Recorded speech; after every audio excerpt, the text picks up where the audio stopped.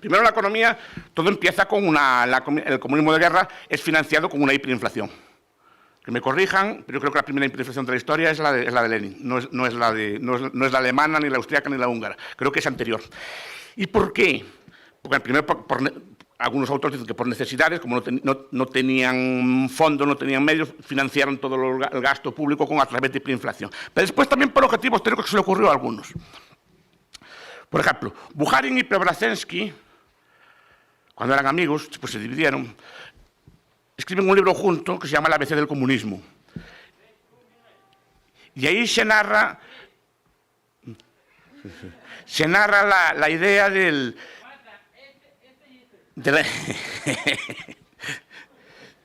no hay propiedad privada. Es decir, se narra la inflación como un arma política. Y se empieza a ver la inflación no solo como una forma de financiar al Estado, sino como una forma de acabar con la burguesía. Lenin, que era muy listo, dijo que si quieren acabar con el capitalismo hay que acabar con el dinero. Y eso es correcto. Eso es correcto. Y lo que hicieron fue usar la inflación no para financiar al Estado, sino como un arma de guerra contra el capital y contra la burguesía. Y de hecho fue una forma de expropiación encubierta a gran escala. El viejo Preobrazhensky, el ala izquierda de la revolución, tiene un libro que a Ferrari seguramente le gustaría, se llama Dinero de papel en la dictadura del proletariado. ¿Por qué? Porque dice que la inflación es la ametralladora para acabar con la clase burguesa. Lo dice así, la imprenta de papel es la ametralladora para acabar con la burguesía. Y lo dice así de claro, lo dice después también Bukharin en un libro que se llama La economía de la transformación. Pero lo dice muy bien, ellos lo ven rápidamente, y entonces crean una hiperinflación de caballo. Y efectivamente consiguen su objetivo, expropian a los ahorradores, expropian al rentista, y sin que hubiera mucho alboroto. De hecho, son cosas poco estudiadas de la Revolución Rusa. Pero si leen los libros de estos autores, el mismo Trotsky también lo vio bien, lo ven como un arma de guerra. Y efectivamente es la forma de expropiar al burgués, es la forma de acabar. De la inflación ya hablamos aquí muchas veces, ¿no? Pero la inflación, efectivamente, la inflación cambia a precios temporales. La inflación redistribuye rentas. La inflación es un arma enorme en manos del Estado. Además lo usaron con otro motivo. Al abolir el dinero querían forzar la economía de trueque, deliberadamente. Entonces, abolieron el dinero y abolieron todos los medios y expropiaron las rentas. Y después ahí, claro, tuvieron un montón de inventos para crear dinero. Querían crear dinero en magnitudes físicas, por ejemplo, en magnitudes de longitud. O Bogdanov, no sé si lo conocen, es un famoso revolucionario, famoso por sus novelas de ciencia ficción, por ejemplo, Estrella Roja, en la cual recientemente reeditada, por cierto, en la cual se nos narra un Marte comunista y cómo hacen estas cosas allí. Bogdanov habla de este tema también, ¿no? Bogdanov no se refiere a estos temas de la expropiación o de crear una economía basada en la energía. El llamado ENOZ, creó una especie de moneda que en vez de usar la base monetaria, usaba la base de trabajo, etc. Una base de trabajo no, usaba una base de energía. Los bienes se medían según la energía que tuviera. Experimentos se usaron muchas veces. Yo recuerdo un profesor portugués, amigo mío, que vivió en la Angola comunista, me contaba que cuando iba a bares a veces y pedía una cerveza o a veces un vaso de whisky, decía que le cobraban más la cerveza que el whisky. Decían, ¿por qué cobrar más la cerveza que el whisky? Porque hay más. Como hay más cerveza en el vaso, pues le cobra más la cerveza. Es que no son... Se usaron de verdad este tipo de cosas. Se usaban métodos de cálculo por cantidad, por peso, por energía. O sea, intentaron usar cualquier cosa menos el dinero, que no lo consideraban burgués. Intentaron abolir el dinero. O sea, fue uno de los experimentos de abolición del dinero también a gran escala. No llegaron a abolirlo de todo. Al final, hasta Preobrazhensky tuvo que defender una especie de patrón plata para volver a que los campesinos les dieran recursos otra vez.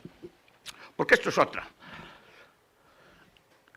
Aquí también se aplicó el control de precios a gran escala. El intercambio, por ejemplo, entre la ciudad y el campo también es ideológico. Por ejemplo, Trotsky, el ala izquierda sobre todo, Trotsky y Preobrazhensky, eran muy enemigos del campo. Decían que el campo tenía que financiar la revolución. Entonces lo que hicieron fue establecer unos términos de cambio según los cuales el precio de los bienes, los bienes industriales se vendía a una ratio muy perjudicial con respecto a los bienes agrarios.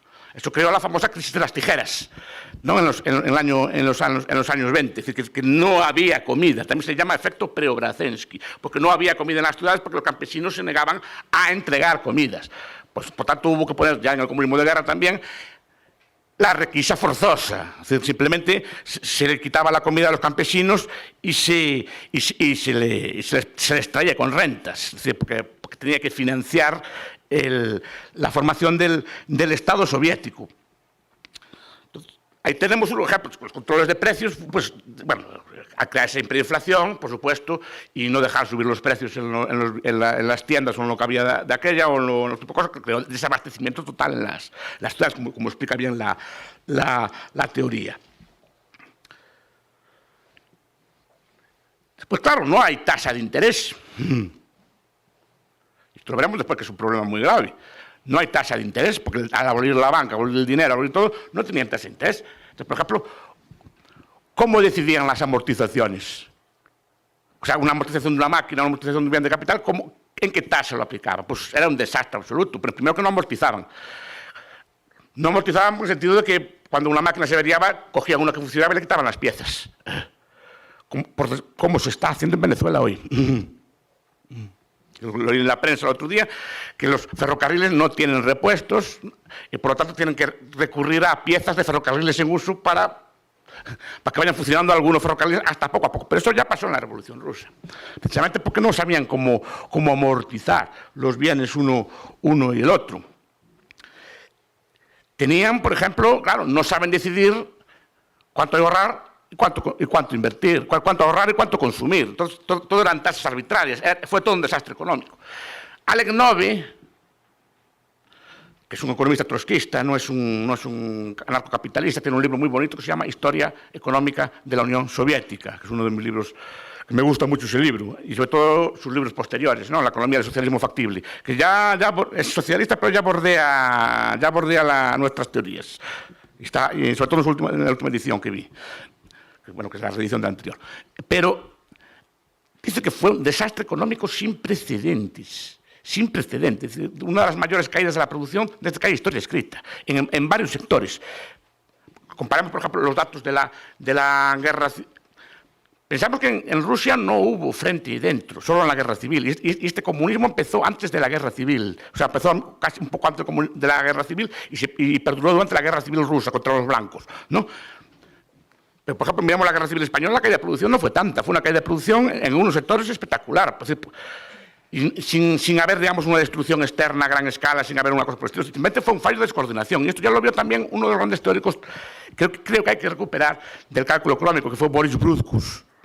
Boris Bruthkus en Economic Planning in Soviet Russia, ¿no? Además tenía el defecto que era hayekiano, pero era muy amigo de Hayek, pero lo explicó muy bien, explicó que la economía rusa, al activarse los mecanismos, se descoordinó por completo, repito, sin haber una destrucción sistemática de capital, o una destrucción de capital a gran escala. La atracción de capital estaba más o menos intacta. Se produjo una coordinación total. Creo que contaba que los pescadores no pescaban porque no tenían anzuelos. No tenían redes, no tenían los insumos necesarios para producir, porque faltaba por completo la coordinación.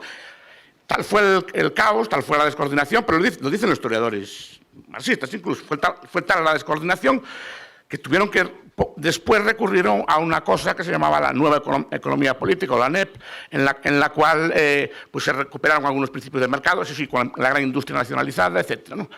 Al principio nacionalizaron solo la gran industria, pero lo que pasaba es que la industria pequeña era infinitamente más eficiente y entonces al final crecía y tuvieron que nacionalizar la industria pequeña también.